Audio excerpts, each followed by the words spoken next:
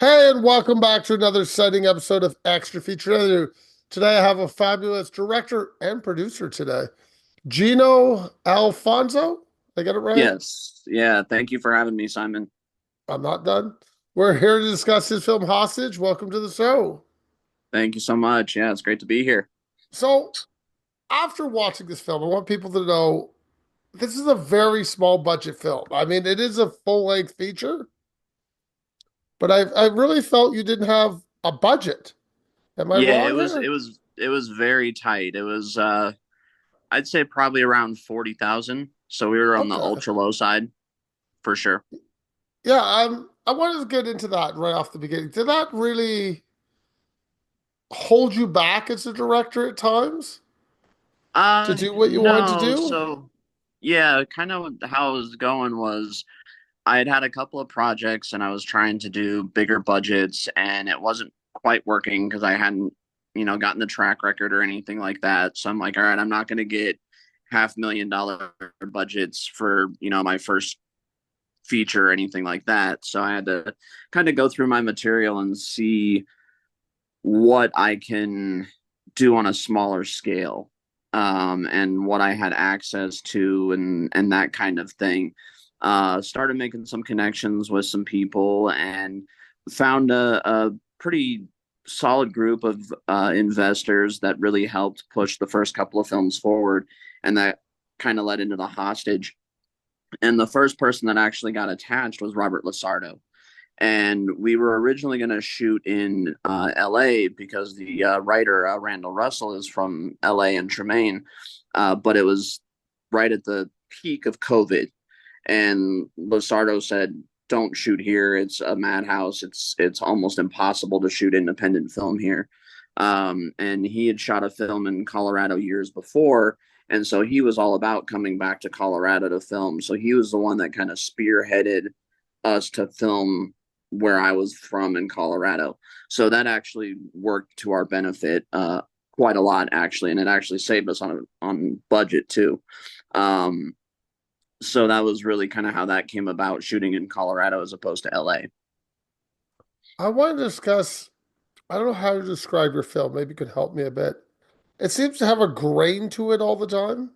Mm-hmm. Now, is that on the film or is that added in post? Do you know what I'm talking about? Yeah, no, that was kind of added in post too. We wanted to give it that realism that you felt like you were in that situation, that drug bust gone wrong, that just happened to have a supernatural element mixed in there. So we wanted that audience to really feel what the characters were feeling in that moment. So I really felt you were going for a 70s noir at times here. Yeah, there's a lot of inspiration from those types of films, even like the original Evil Dead, early Quentin Tarantino style uh, gangster type movies, where like Reservoir Dogs or True Romance, where there's like the big shootout at the end kind of thing, but on a more independent level. So when you were going into that, was that going in your mind? Did you look up references ahead of time or did you just go by gut? More by gut, just based off of the script and the dialogue. It was very much like a Quentin Tarantino style, uh, pacing. Kind of that From Dusk Till Dawn, where like it's a regular movie, the first part, and then all of a sudden you're like, oh shit, and you're like thrown into this unnatural situation, but the regular circumstances are very real to a lot of people. So yeah, that was kind of what we were going for. I want to discuss your opening shot. The lighting in your opening shot, is that a CGI added or is that the actual light? No, that was the actual light. My partner actually did all the production design in the first scene. We lit the garage with nothing but candles Oh, in the okay, in the that's garage. there you go. So There's the that trick. was that was kind of the trick on that. And with shooting on the Red Dragon, it was really able to bring that graininess even more to life with that first situation and really put you into the movie. So your actors, they seem like they worked well together, like they seem to actually know each other. So were Yeah, these friends or did you hire them all? no, we it was kind of a mix of both. A lot of them I'd worked with on other projects. The only one that was not from Colorado was Robert Lasardo. Everyone else was Colorado based. And so what we did actually was with a lot of the actors that have to do stunts, they're actually a part of the stunt crew. So we just cast them as the actors so that when the stunts had to happen, we didn't have to use stunt doubles, so it made it a lot easier, saved a lot of time. Okay, your apartment location, how'd you get that one? The the actual apartment. Yeah, Yes. so that was a friend of mine. We've used her house in almost every movie that I've done, from her old house until she moved, and then we started using her new house. So she was Ah, kind of my go-to location. Like, you see a lot of actors in a lot of filmmakers' films. You see her house in a lot of my films. So it's kind of the go-to place to use, because she always has like certain areas either in the house or in areas of her um, neighborhood that really work. We actually used two different garages though. So the first one was hers, and then the other one was Tamir's, who's one of the actors in the film. He played the character of Grady. So the main garage was his, and the one in the beginning was the one that I've used more than once. Um, so yeah, those are the two locations that we used for one location. okay. So I was since we'll talk about the garage, because did you set design the garage? You must have added stuff. No, that was all there. Really? Everything was there. Everything was natural. That was the garage, and we just utilized what was in the space. So the couch, I think it's a couch in the garage, isn't it? The couch was placed. We brought that in, Okay. but everything else, like the toolbox stuff and all the shelves and all that stuff, was all there. So this guy spends a lot of time in this garage then. Yeah, yeah, and that was a very kind of urban, like West Hollywood kind of thing from one of from the writer Randy's experience just growing up there, and that was something that him and his friends did a lot growing up, was hanging out in garages. So he kind of brought a lot of that into that experience of the script, to kind of give it that realism, for something relatable to people of that age, and that's kind of where that inspiration came from for him.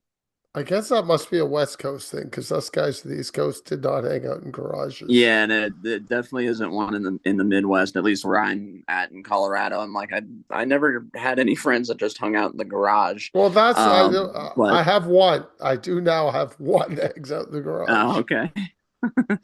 It definitely made for interesting shooting because we did mostly steady cam work, so we had to be very careful and cautious of our surroundings, and each shot had to be very intricately planned and designed so that we knew where we were going and crew wasn't getting in the way of the shots. And we would have the red dragon shooting the actors moments, and then we'd have the stormtrooper Komodo shooting like all the action stuff on the other side. So we had two cameras going at once on either side of the garage. That's where the fluid movement kept going.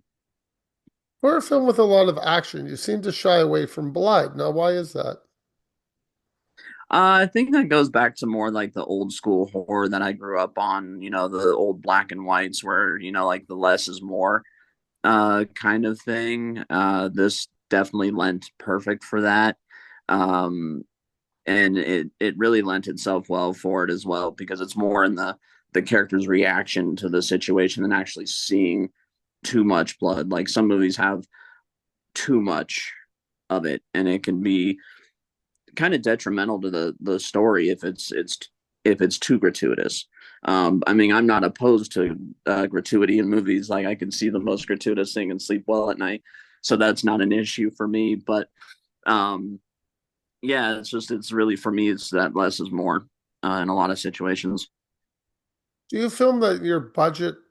If you had a bigger budget, would we have gotten blood then? Probably a little bit more, yeah, most definitely. Okay. I just want to go with at one point you put green stuff on a person's shirt. Hmm. What is the green stuff? Jello? Like a Jello mix? Yeah, it was like how did the effects guy do that? It was like one of those like health food drinks, Okay. one of those like nutrition drinks, and it was like a really gunky one, like a kombucha or something like that. And he mixed like all kinds of fake blood particles and stuff in there, and like got it all gunky. And I think he put a little cottage cheese in it also, Oh, so it like gave it that little extra in interesting. there. Like he everything was all practical Yeah, on the I figured as effects. much.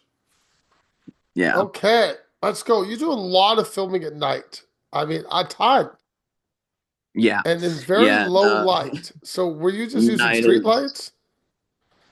um a lot of the times, yeah, we do a lot of natural light. Depends on the location. For some of the like the drug deal scenes, we actually found there's a U-Haul right next to my apartment where I lived, and they kept the lights on all at night. So we actually didn't have to do much lighting there. We just placed the cars right under the lamp outside. So that actually worked out really well for that scene. But yeah, that particular film was all at night. The upcoming one, Closing Shift, is all shot at night as well. Okay, so let's go off that. Now, as a director, is this something you enjoy doing? Is this something you look forward to then? Is that I do, your yeah. niche? Um, Yeah, horror is definitely a very big niche for me. I also do a lot of LGBT stuff. That's another niche for me. But horror, I mean, it's pretty much a sure bet. I mean, you get a really cool poster on, and even one name talent, even if they're maybe not A list like a Tom Cruise, but somebody that people know, people get excited about it really easy. And if you do the right marketing, right promotion for it, that's really all you need. It's an easy sell, easier than like a soft drama or something like that you don't know what it's going to do. You have a little bit of music here. Music isn't, I wouldn't say, it's just subtle. It's there, but you got to kind of listen for it. Yeah, definitely. Yeah, and that was also an intentional thing too, because one thing that kind of drives me nuts is when filmmakers overuse music to make you feel a certain way. The music should be almost like a character in the film, I think, where like if it's an unsettling moment, like you're not quite sure what made you feel that way, and a lot of the times it's the music that gives you that extra feeling of ick or surprise or whatever you might be feeling in that moment. Did you feel that you wanted to expand your world here? I really felt the film felt trapped a couple of times. And I think that was budgetary constraints for you. Because I mean, Yeah, times I I mean wanted to we see more. I wanted to get out of the garage at some point, is what I'm trying to say. But I understand yeah, financially definitely. you couldn't get out of the garage. Yeah, I mean we wanted to kind of keep it that way for this. We had talked about a little bit about a potential sequel where it gets a little bit bigger with the demon Aruka. Okay. Um, so and the characters kind of expand a little bit, and it kind of how like Evil Dead 2, it was the bigger budget film of the first one. They were able to do more what they wanted with the first one and the second one. So we kind of want to do the same if we end up doing a sequel for The Hostage, is just give that a little bit bigger, and then if we do another a little bit bigger, you know. But I think it has that potential definitely to expand more for sure. Okay, the Demon Aruka, where did that come from? Does he exist really, or you made him up? There's some hints of demons like that in the Bible. Okay. So it was loosely based on certain mythologies, for sure. And Lasardo is actually a very spiritual person, so he when we were shooting and he was working with Amanda Rabinowitz, who's the goth girl in the film. He was kind of helping her with certain motivations based on the religious aspects of it, and kind of helping her with that to make her understand where she's coming from, uh, to so that when he takes over her soul, that she understood kind of where that was coming from. As a director coming onto a project you didn't write, do you approach it differently than something you have written? Yeah, a lot of the times, because a project that you write and direct, you have a different vision for it, than something that you're brought on to. Um, Randy and I had done a couple of projects together, writing wise. We done a short film together called Fresh Cola, and we had a way of working together and understanding each other's styles, so it kind of worked out that way. And I typically don't usually collaborate on something that's not mine. I try to do a lot of my own stuff, but this one just really worked for us, and it was a lot of fun to do. And um, it was definitely an intense project. It was only a 6 day shoot, so it was long days, long hours. We'd start about 6 o'clock at night and get done about 4 o'clock in the morning. Oh, brutal. Yeah. That's a brutal scene schedule. So let's start there. How do you work with your cast? I mean, you got the cast set, you have your money set, I understand that. And you're going to them, okay, we're going to shoot from 6 o'clock at night to 4 in the morning. They're like, what? Like, how does that feel as a, how do you get them prepped for that? What do you do? Yeah, like I mean, usually the actors, like if they read the script and they're like, "Yeah, I'm on board. I want to do this, whatever it takes." Um, One of the things that I pride myself on is putting together really strong teams of people, that have the same passion for the project and the story. And a lot of the times, so we'll have the script, and I come from a background in theater, so I'm very big on improvisation and kind of just letting yourself loose. So the script doesn't need to be like verbatim, as long as the scene is found within the moment. That's really what matters. So if it's as real as it could possibly be, let the actors kind of mold the character themselves and find the character themselves. That gives them a little bit more freedom, and it makes it funner for them because they're not being restricted, by, a director that's like overly like anal on what they want. Like, every like T has to be said a certain way. Like the Coen brothers, like they have very specific dialogue written, and if the actor changes it, they get frustrated with them. you know, so it's just a different way of directing the actors and working with them and getting them excited about it. And So as a director, you're there and the guy does a slightly different take the way you went. So you're happy about that. You're like, hey, I like that. Keep going. So during this film in the garage, there's a man sitting on the steps at one point. I found that was a little bit more of a, it seemed to deviate from the script there, just the way he was talking. mm, Do you know what I'm talking about near the end? I'm just saying, do you let them do yeah, that a lot? Like I could see that in the script, and I found at times they were doing different things. yeah. No, I definitely let them, try out different things, and sometimes the choice that they've made as opposed to like the original take that I wanted is a better choice. And that's something that I'm very open to as a director, is playing with those, and if it works in the editing process, then I'll use it. And if not, then I'll go back to the original take that I originally wanted.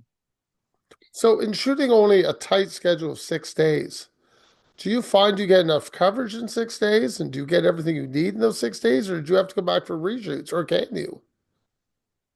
I've only had to come back for reshoots for two films. My first one, we did pickups in Lancaster, California, and then we're getting ready to do some pickup days for the one that we're finalizing now, closing shift. But yeah, typically we get enough coverage because, as I said before, I kind of usually I try to write with what I have access to, with what I know is doable on a tighter budget. So with that in mind, we're able to get the coverage we need if it's a just one location, like a house or garage or something like that. You have more freedom and more time to be able to do that kind of stuff.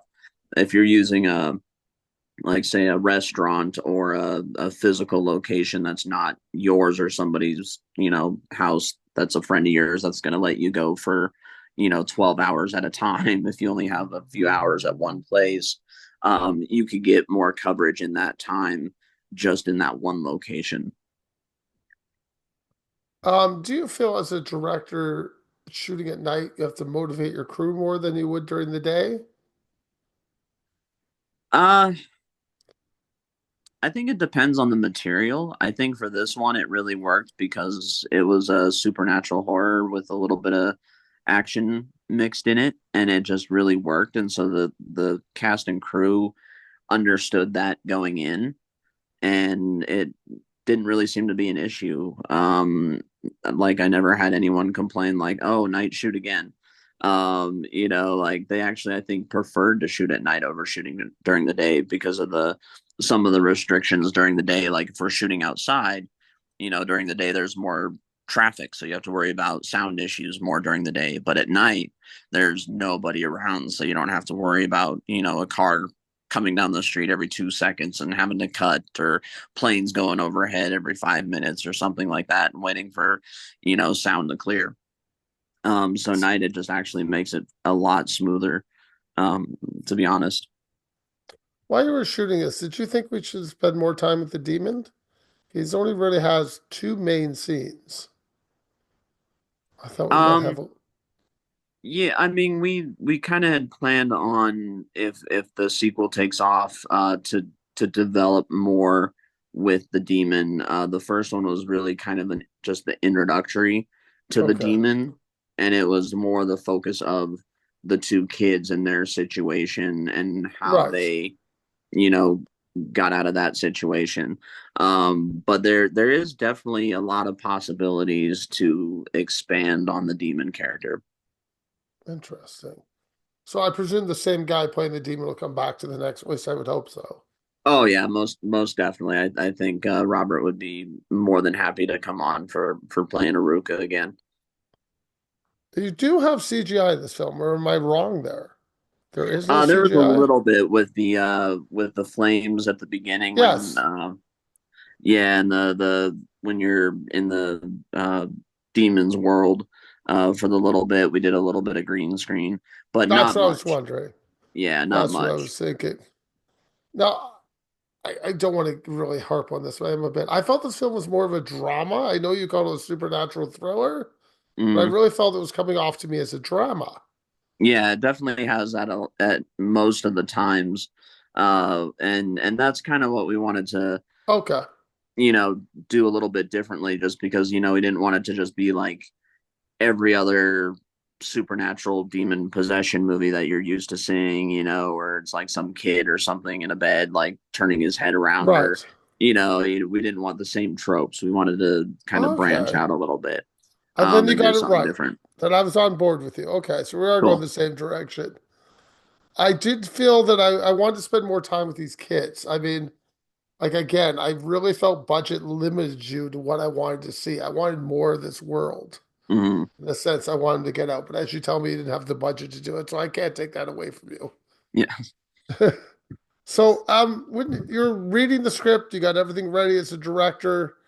You have your cameras? You've told me about that. Is there your shot selection predetermined, or sometimes you decide the day of?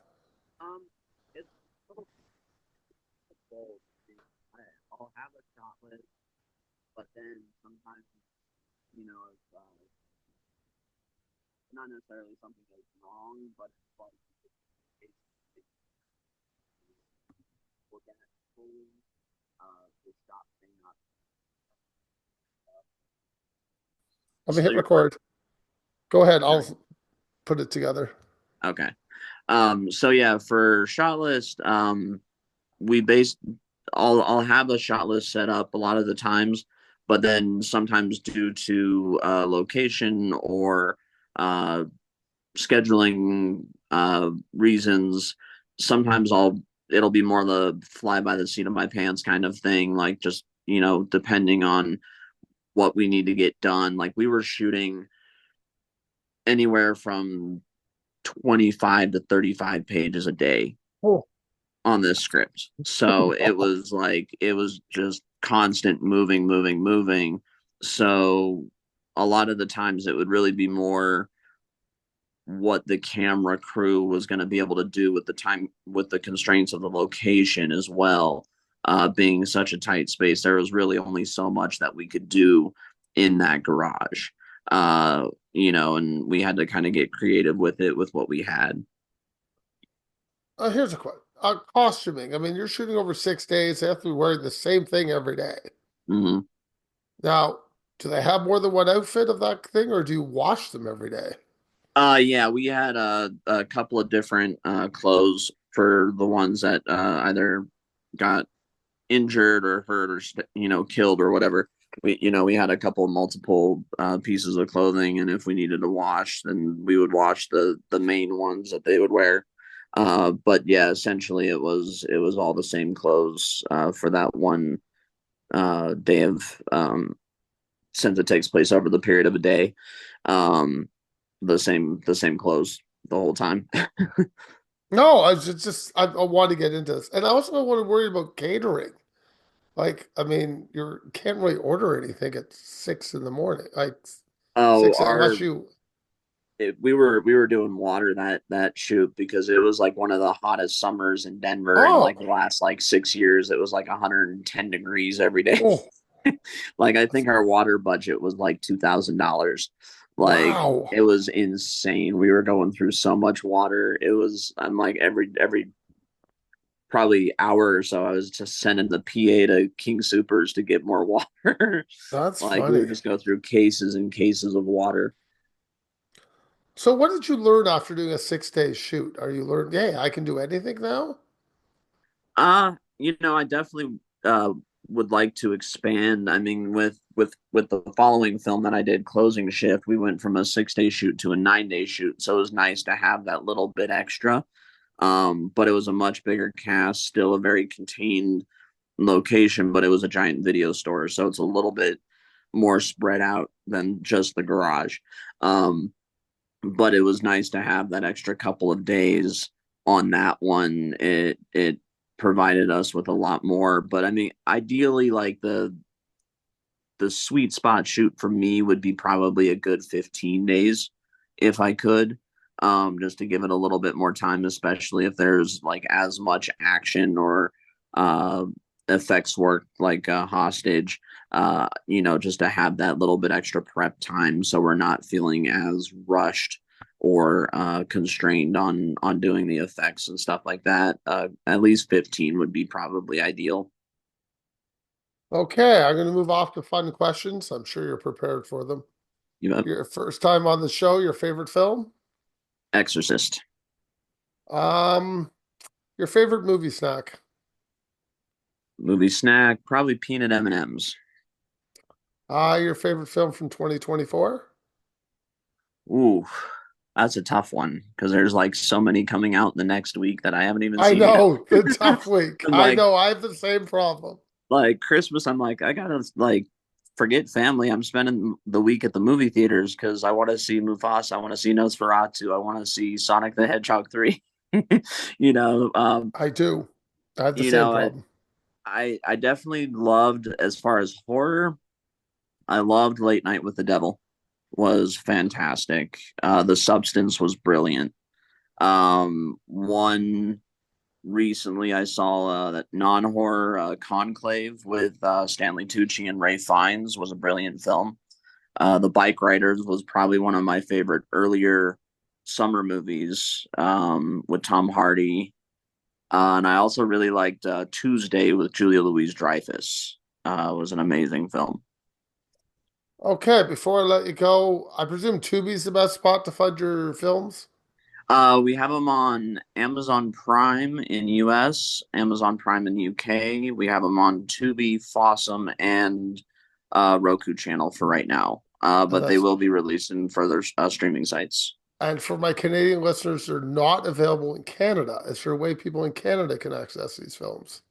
Not at the moment, but I know they are planning to expand, and we're in talks with some sales agents for international distribution. Excellent. Thank you, and have a great day. You bet. Thank you so much for having me.